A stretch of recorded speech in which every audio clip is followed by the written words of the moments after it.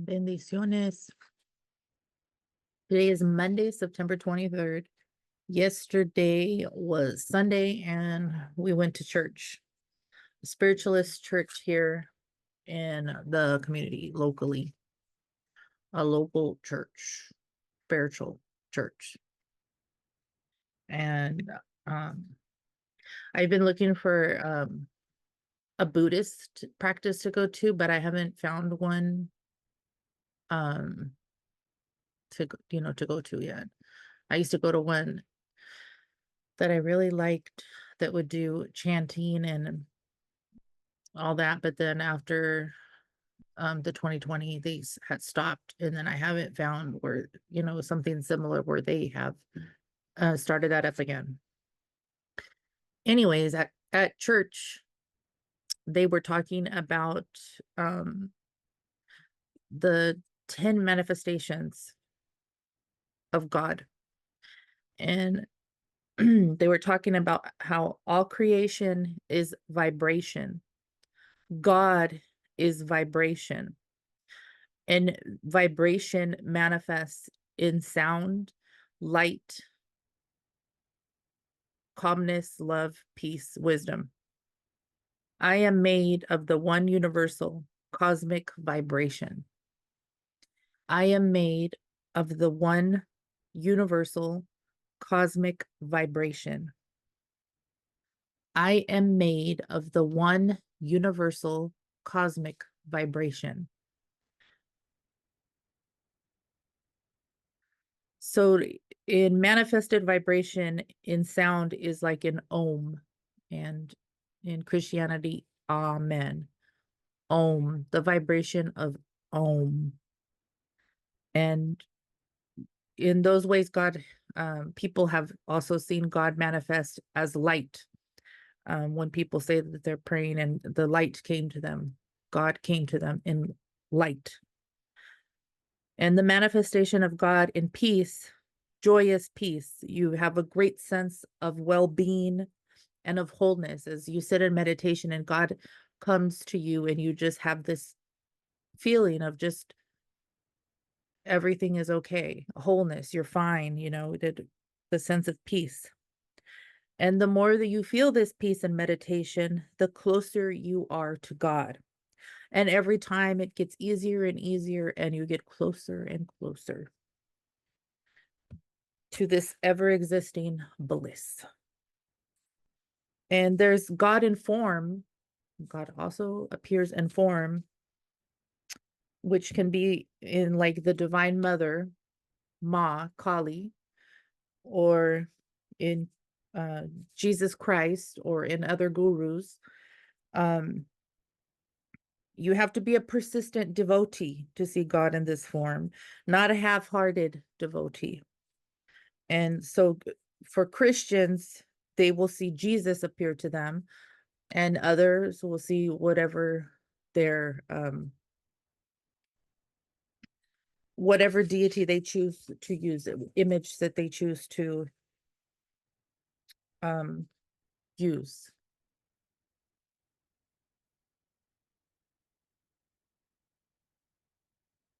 Not that one is more or better than the other. It's just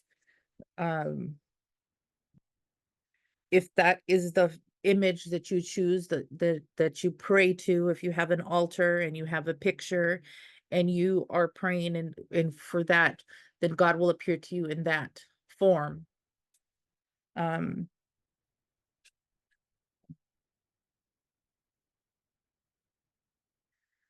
But God is formless. But we have to know that God is formless.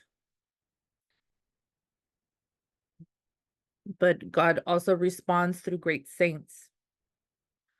If we engage in spiritual practice, concept of God should not be a vague and distant idea,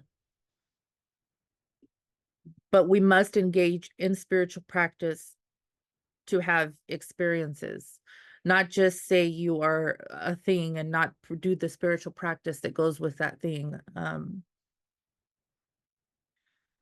To know God, one must learn to transcend the body. And that's the purpose of meditation and yoga. And if you seek God as Divine Mother, cosmic consciousness, the all-loving Mother, if that is what will stir the desire in you to approach. And they talked about in the Bhagavad Gita, it says, when we seek God in form, we must not forget he is infinite. When we seek God in the infinite, we must not forget that he is close to us. The Bhagavad Gita, I have two. This one is from the Hare Krishna, from the Hare Krishna temple. And this one is from an Indian market that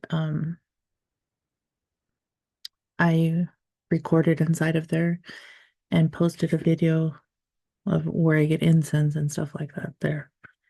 And they have this. So from chapter 7, verse 24, actually. But the worshippers of small intelligence attain perishable fruits. The worshippers of gods go to the gods, but my own devotees come to me. Gita is teachings that Arjuna was in a war, fighting a war, and Krishna, you can see Krishna up there. Krishna came to him and gave him teachings during that time. And so these are them.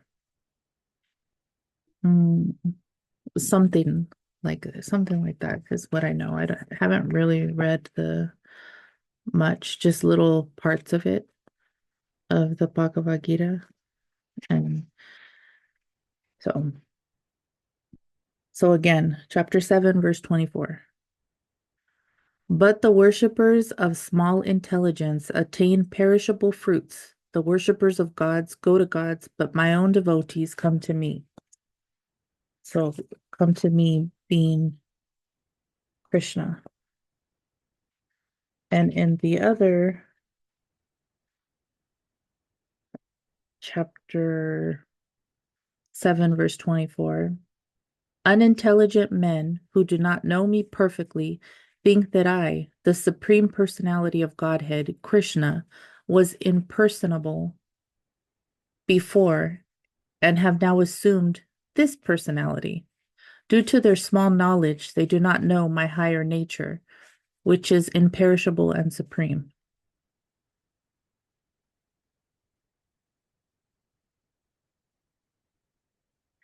And then also they referenced chapter 12, verse 5.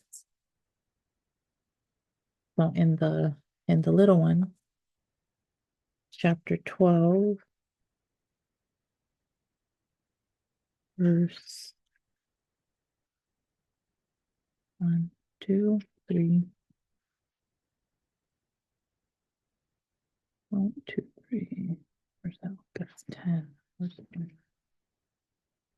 1, 2, 3, 4, 5, 6. Okay, so chapter 12, verse 5. The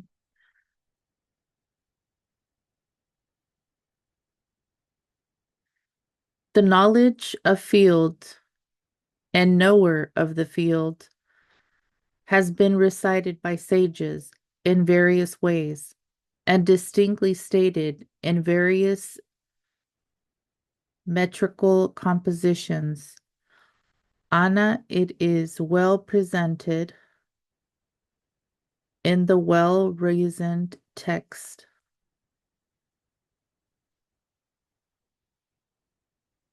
of the aphorisms of the Bhamasaturas.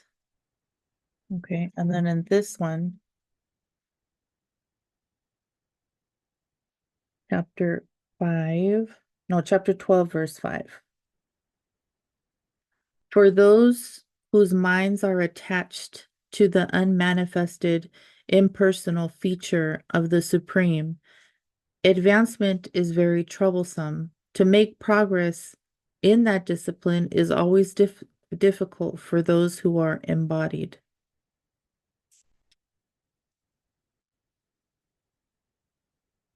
In this one, after the little saying, because it's in Sanskrit and then they have it in English.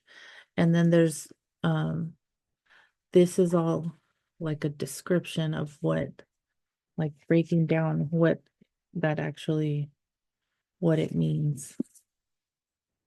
This one, it doesn't have that. It just has the Sanskrit. If you could see, it has it in Sanskrit. And then it's in English. And then it just goes on from each verse like that.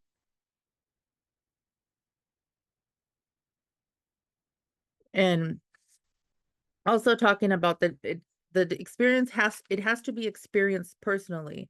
You can't take somebody else's telling you this is how it is.